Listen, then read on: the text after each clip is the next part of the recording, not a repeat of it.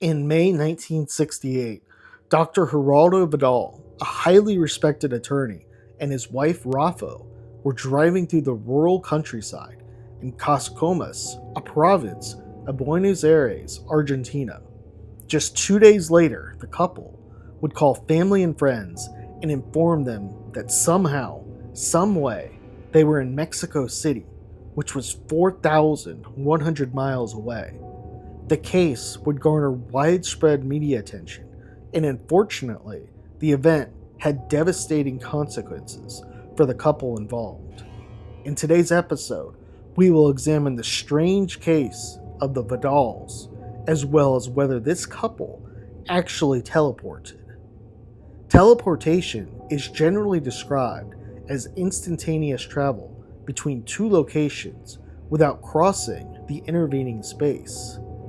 As Dr. Vidal and Raffo were driving in May 1968, they were headed to a family and friends gathering in Maipú, following their friends on Highway 2. Their friends would reach the party, but the Vidals never showed up.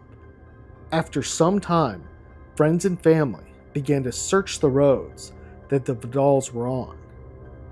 Prior to the disappearance, something bizarre would happen to the Vidals while they were driving. A thick fog would suddenly surround the car, making visibility for the road extremely poor. Then, everything went black. 48 hours later, the Vidals would wake up on the side of the road. The couple was puzzled as they hadn't recalled pulling over to sleep. Even more troubling, though, was that they didn't recognize the surrounding area.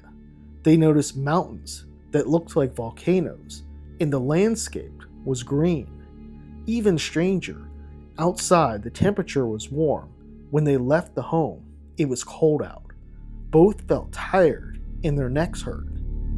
As Dr. Vidal stepped out of the car, he noticed burn marks all over it.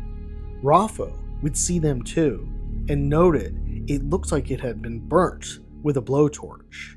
The couple got back in the car and drove until they found someone. After some time, the couple spotted some pedestrians and stopped them. Immediately, they would notice their accent was much different, and soon they would discover where they were, in the middle of Mexico.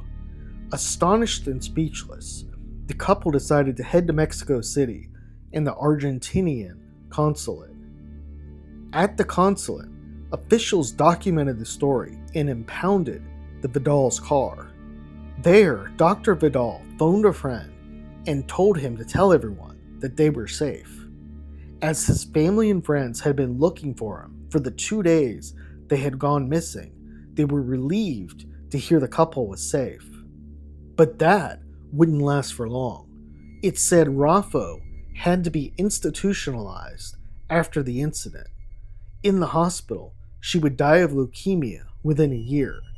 Many believe Raffo was exposed to high levels of radiation, and that caused her death.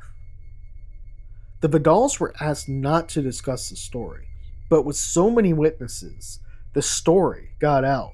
The Argentinian newspaper, La Mañana, published the stories, and seemingly this inspired many others to come forward with their events.